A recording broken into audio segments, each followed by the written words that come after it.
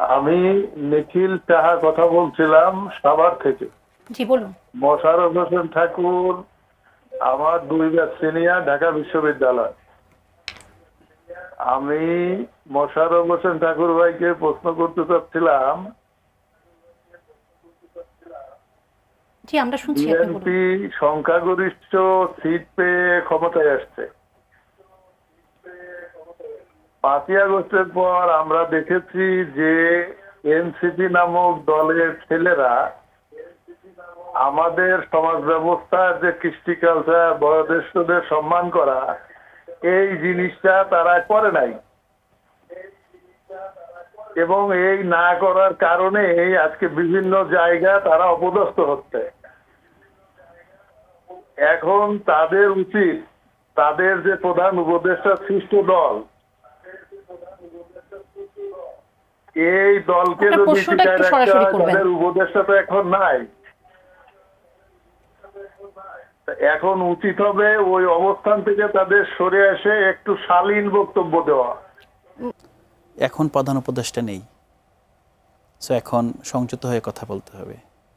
আমার কাছে মনে হয় ব্যাপারটা ঠিক, হ্যাঁ এটা আক্ষরিক একটা অর্থ আছে যে হ্যাঁ প্রধান উপদেষ্টার সময় অথবা অন্তর্বর্তীকালীন সময়ে আপনার এখানে হয়তোবা ছাত্র কিংবা তরুণরা অনেক আপনার কথা বলেছে, অনেকের বিরুদ্ধে কথা বলেছে, হ্যাঁ কেউ কিছু করতে পারে নাই। কিন্তু মূল জায়গায় এটাও আরেকটা দিক আছে, সেটা হলো যে 5 আগস্টের থেকে 12 ফেব্রুয়ারি পর্যন্ত সময়টা আপনারা যারা মিডিয়াতে ছিলেন কিংবা সিভিল সোসাইটিতে আরও যারা ছিল, এটা ছিল অবারিত স্বাধীনতার সময়।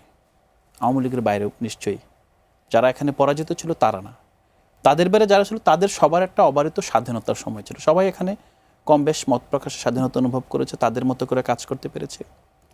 এবং আমার মনে হয় যে 12 তারিখের পরেও আমরা পাচ্ছি। 12 তারিখের পরে আমি পারছি না সেটা বলছি না, জি আমি বলছি সেই সময়টার সাথে তো উনি তুলনা করেছেন এবং উনি সেটা বলেছেন এখন সেই সময় নাই, সো এখন সংযত হয়ে যায়। ওই কথাটা আমি গতকালও আরেকজন বলেছিলেন যে খুব সম্ভবত শহীদুল ভাই, তো ওনাদের এটা হলো যে না এখন তো রাজনৈতিক সরকার এসেছে।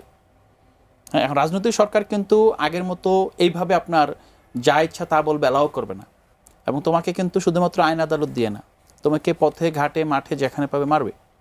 আমি মনে করি যে যে বড় ভাই প্রশ্নটা করেছেন, আমাদেরকে এই অ্যাপ্রোচ থেকে বের হয়ে আসতে হবে। বাংলাদেশের নাগরিক হিসেবে সংবিধান সম্মত এবং গণতন্ত্রের সংহতির জন্য যে জায়গায় মত প্রকাশের স্বাধীনতা নিশ্চিত করা আছে, সেই মত প্রকাশের স্বাধীনতা দিতে হবে।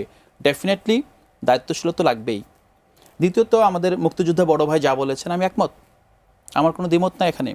তবে আমি আবারও বলছি যে আমরা এখানে বেশিরভাগ সে সংখ্যাগরিষ্ঠ, মোশাররফ ভাইকে জিজ্ঞেস করেন আমরা ওনার সাথে কতজন টকশো করি, কিন্তু আমরা টকশোর আগে পরে টকশোর মধ্যে কত শালীনতা এবং যথেষ্ট আপনার আমরা ব্যক্তি মানে কি বলবো এটাকে, যে পারস্পরিক শ্রদ্ধাবোধ নিয়ে আমরা কথা বলি।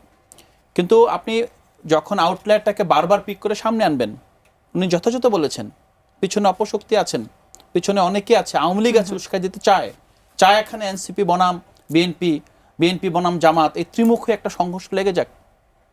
তখন দায়িত্বশীলতার জায়গায় আমরা কাজ করছি, আমাদের মধ্যেও আপনার দুর্বলতা আছে, হয়তো 1-2 জন একটু বেশিই করছে, যেটা আমরা হয়তো পারছি না, বাট সময় সুযোগে আমাদের যদি সেই কালচারটা গ্রো করে পারবো।